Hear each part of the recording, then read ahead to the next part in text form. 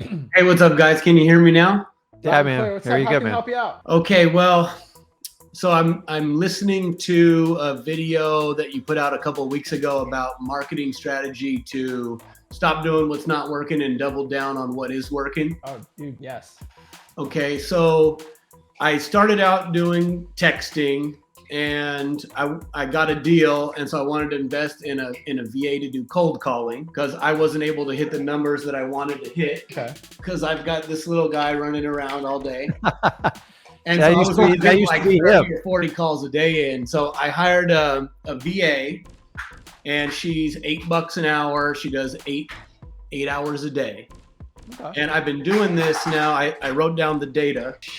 Go give it to your sister. Okay, so she only goes Monday through Friday of the calling. Hey, go give it to your sister. Sorry, you guys.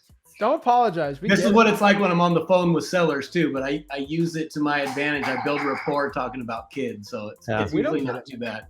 Dude, don't apologize. I drug my kids like anytime I go, hey, we're gonna stop by and look at a couple houses. And like he was fine with it. My daughter tore me up on it. She goes, you know where Dad took me today? You should have seen places. I'm just like, I did that yesterday. Yeah. I took them both yesterday on an hour-long road trip. So, okay, so it's been 12 weeks total at 5 days a week. So I got 62 days of data. And out of those 12 weeks, now keep in mind, it's $1,200, almost $1,300 a month. $1,280 a month I'm paying for her.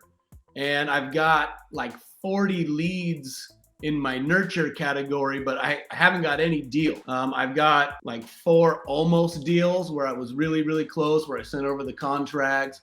One of them I ended up backing out. One of them I just sent last night, so I don't know if that's going to develop or not. But I've got some almost deals, but no deals. And out of my first 6 deals, I've only been doing this since November, and I've got 6 deals under my belt. Well, I say deals, 6 contracts. Only Bryan, 2 I've been able to close on. Why did you send out a contract? Oh no, I'm sorry. I'm talking about on a lead that I got from my cold caller. But why did you send out a contract? I sent a DocuSign to a woman that I had an agreement verbally. Dude, don't ever do that. That's terrible. Bro, if you want to increase your closing rate in virtual wholesaling, you agree verbally and you stay on the phone till they sign it. When you get off the phone and you send that DocuSign over, there's a 50-50 shot they sign it. Especially the older people. You got to remember this. An unanswered objection is an automatic no.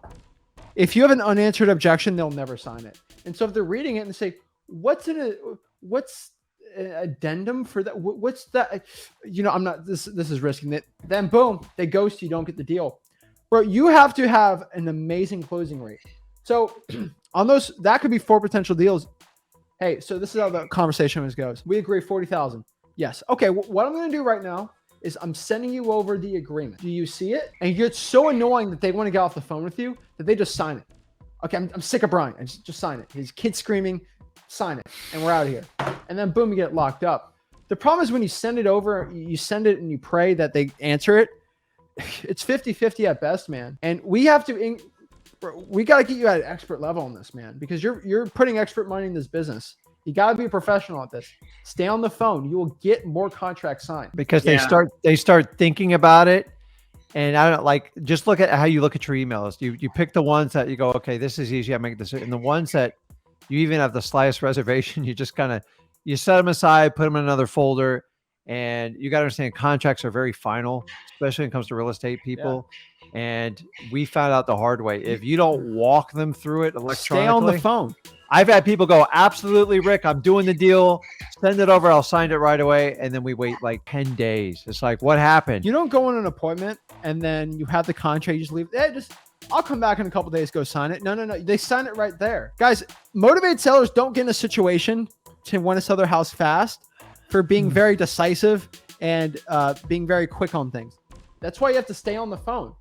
And I'm telling you, you got to do that. On top of that, so you got 40 leads. Why wasn't there 40 appointments? Well, these are just in the nurture category. So they're people that they're not really motivated. Why are they nurtured? Give me one and give me an example. Well, because they're not really truly motivated. So I just put them on the back burner and follow up with them in a couple weeks or a month. Are they not motivated because of price or deciding to sell right now? Yeah, that's the thing. The cold caller, she does no qualifying at all. It's just like anybody. I'm doing the qualifying. Yeah. So I'm telling you, nurture is the stupidest thing in our company that we don't do, because the lead is either a follow-up or it's not. It's an appointment or a follow-up. You're only a follow-up in my company if you don't want to sell. If you want to sell, we're going the appointment and we're getting the lowest price we possibly can do on it. I don't lead somebody on a nurture because time kills all deals. I know follow-up's important, but for every single, you got to get the appointment and the offer out there if they want to sell the property. Right. Because if you just stick them on that nurture, some sell just sign with a realtor, because it's whoever's ready to get the thing done now. Yeah, you got to be inside of mind.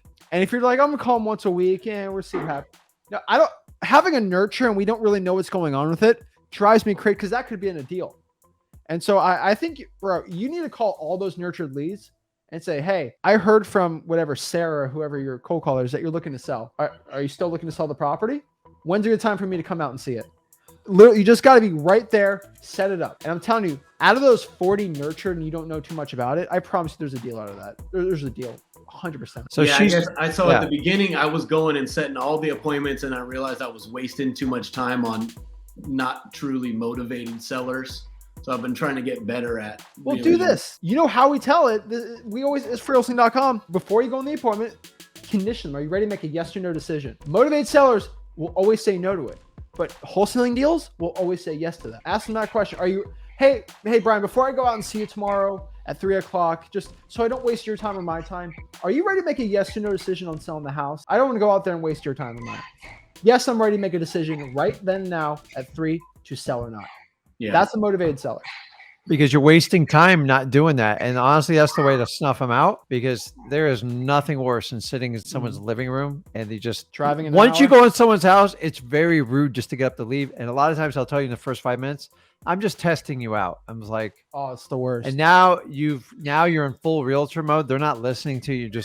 And if you get up and leave, I guarantee they'll never even talk to you again. So you're better off. There's different ways. Me and him have different techniques, how we offer it.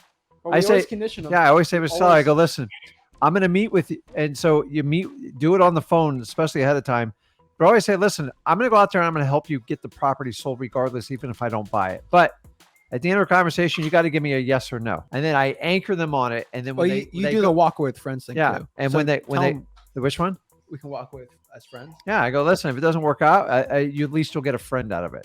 Like, I want to know, I'm not threatening. I'm here to help, and I'm here to listen to you, because if you get a truly motivated seller and you get past their guard and you find the root of their problem, 9 times out of 10, you are the best solution for them, because it's not, people think every property needs to be sold for the highest price. It's not. I've been a motivated seller. I had a house once where like 13 family members moved in and I couldn't get them out. And I just gave up. I couldn't deal with it anymore because I wasn't making any money with it. And I put it on an auction site and it was done. And I sold it very low and I was happy to get rid of it. And I took a loss on it. So if I can be a motivated seller, anybody can be a motivated seller. So the key with meeting anybody is, are they ready to make a decision? Because you are not a realtor. And go, listen, I'm the guy with the money. I'm going to make this happen. But like, you've got to be at a decision and then try to get rid of every objection. And then when I go meet with them, I go, listen, either way, I'm going to help you out. And worst case, you're part of his friends, but you have to give me a yes or no answer. And by the way, I'm okay with no. I'm perfectly fine with it. The maybe, it's torture. It's the worst scenario you can be as a wholesaler is when you go, let me think about it. It means they don't like you, they're uncomfortable, or you didn't overcome all their objections. So we've gotten really good, and he's the best trainer at it, is we try to massage them over the phone. Right. So your follow-up is like, I'm not going out there unless I have a high, like 80% probability of getting a contract. And that's the challenge. And in the beginning, like, you don't know all this stuff. So you go through all the pain of dealing with it, because in those 40 leads, I guarantee there's a deal. But remember, I always tell people, your job is to help sellers get out of their own dang way. Sometimes they don't even know what's wrong with them. I've walked in the houses and been eaten alive by fleas to the point like blood's coming down my leg. I'm scratching so hard. And they're like, but I don't really need to sell all that bad. I'm like, are you kidding me? This house is one step away from being condemned. So I have to tell them and go, listen. And I've brought in like daughters, mothers, brothers, sisters, uncles to help explain the family member, like, you're killing yourself if you don't sell this house. So remember, part of your job, remember, we don't sell them. We just walk them down a funnel saying, listen, if they need to sell the house, but the problem is most of them need to know they sell the house, They're overwhelmed and scared on how to take this down. And that's where you, Bryan, come in as a guide. So just start asking better questions on the phone when you're qualifying. So if you're using your girl to do the disqualifying, which is not a bad move, but I promise you, whatever she's doing, double her down. And I mean, you just got to push people. Like when you're paying hard-earned money. I don't think it's the leads that are the issue. They're producing the leads. Yeah. He just has to turn those leads into deals. And so I think you start doing that, implementing that more, and really dialing in your process. I think you're going to be good. Yeah, I appreciate that how you guys took my question to conversion rate, because that is definitely something, you know, as a newbie that leads I are need being to work produced, on. man. What's I that? don't think your leads, and you're getting offers out there. You're getting interested. I just don't think you're converting them the way you can. If you just switch those couple things, I think you're gonna get a lot more deals, man. And once you get like a deal here, a deal there, your confidence goes up and you gain a skill set. And that's part of the journey of wholesaling. And we all have to get through it. The idea is we're making money as we're learning, as opposed to the other way is like going and studying 5-6 years and then figuring it out the hard way. So I went through it. He painfully went through it. We all went through it. And after a while, you just start to figure out how to talk to people to best manage your time. Guys, do not treat wholesaling like a realtor, because it's complete. Realtors have to sell. They sell. We just guide people down for the best decision to sell their house for cash to solve their problem. Most people selling their house is the biggest decision of their life. And it's natural for people to pull back. And you have to reassure them and walk them through them. And all I do is, so if they get off track, right, all I do is, Bryan, I go, remember, John, why you called me. You just want to get out of this situation and you want to move forward. And that's how we do it. And you got to constantly remind them of it, because the drama and the excuses come up and you got to stop it. Exactly. Yeah. So I agree that I could be better at my conversion rate, but I have talked to some really motivated sellers before, so I know what they're like. The couple of deals that I have been able to close on. Mm-hmm. But, you know, with my cold caller, I'm analyzing if I can afford to keep spending $1,280 a month on her, because I do have a very limited marketing budget. I can only afford to do that probably for another 3 months. But I do have quite a bit in the funnel there. But I'm getting 1 to 2 conversations per day, but they're not motivated. Out of my 60 days, I've probably only got 1 truly motivated seller. Well, give me the list. What's the list? Of who they're calling. Mm-hmm. I've been kind of jumping around a lot, but I've been getting the most action with the I got the REIQ leads. So what's REIQ? REIQ is Real Estate IQ. It's a list provider, but they basically have tax liens, pre-foreclosures. Why do you go with them? Airships and probates. Why do you go with them? Well, for the price, just it's better for me than trying to pull them manually, because I don't have that much time to. How much are you paying for this data? $200 a month. Okay. They're skip traced too. I was spending that much on skip tracing before. Okay, so they're skip traced. Yeah. What's your connection rate? Do you know your contact rate? No, sorry, your connection rate. Well, with the I only wrote down conversations, but yeah, I can pull up a figure that out, because I can tell you what you pay for in skip tracing is what you get out. And I'm just telling you straight up, if you go with the cheap service for the skip tracing, you want a contact rate. So yeah, it's cheaper, but your cost per contact is so much lower. And so the contact is, first of all, there's a connect rate. So out of 1,000 calls, how many people say hello? But out of 1,000 sellers, how many are the actual seller and I get to talk to them? That's the contact rate. Right. You might cheap out on the skip tracing, but the issue is when you cheap out on the skip tracing, you actually get in front of less sellers, which is less deals. So I haven't put all 62 days into a spreadsheet and analyzed it, but I can tell you yesterday, for example, 77 leads with 300 dials. That was 9 connected. That was actually the actual person. 77 and another leads? 16 of connected wrong numbers. 77 leads? Yes, 77 leads. That's way too high. I'm just not 1 out of 4 tax liens are going to be a person that wants to sell. Nah, that's way too high. I think your definition of a lead's probably off. A lead, in my opinion, is somebody that wants to sell their house for cash. Yeah. Okay. Well, 77 numbers. I'm sorry for my cold caller. 77 prospects, I guess you would call it. I think you have to run the numbers. If you don't run the actual numbers, get the true data, then I can't help you out. And the thing is, either you run the numbers or the numbers are going to run you. You got to decide which one you want to do. Figure out what your contact rate and your connection rate is. So, okay, yeah. So yesterday I got 25 out of 77. So that's like a third, 30% or so. But how many were they all the actual sellers? No, only 9 were the actual seller. Okay. And is your skip tracing getting 3 phone numbers? Oh, it does them all. It does I get like 5 or 6, sometimes more.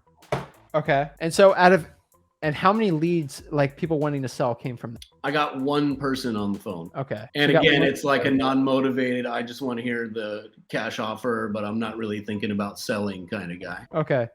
So you're telling me that your cold caller for 8 hours only got 9 actual connections with the seller? Yeah. That's really bad, dude. Yeah. So I'm just trying to understand what's going on. I think your skip tracing's off, man. I could get in front of 1 seller per hour. That is really bad. Do you agree with me, or am I off? I mean, 1 seller per hour. So I don't want to go like too deep down the rabbit hole, but like the reality is, and this is for everybody on the stream. I'm not focusing Bryan, but you can use the information that if you've never been in the trenches cold calling, which it sucks. I'm not gonna lie to you. I don't do it. He did it. I do it. Like the only way I did a cold caller is he stepped up to the plate. He goes, I'll call 10,000 people. I need about 10 no's and then per hour. He went through it and did it for years. And then he trained people how to do it from there. The reality in this business, everybody says they can do it. You're going to be buried in VAs.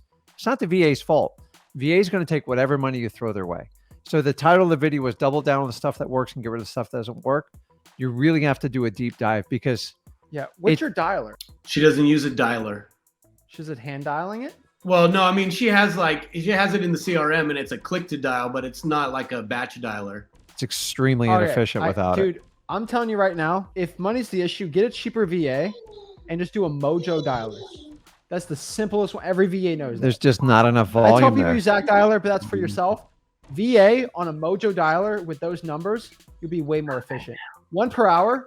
I say you cut it off. It's not even worth it. You're gonna come to the decision in 2 or 3 months anyways. I would stop it. It's not really the VA's fault. It's just a lot of people hire a VA thinking they can solve the cold calling and just have them doing it, and it actually just creates more problems for you.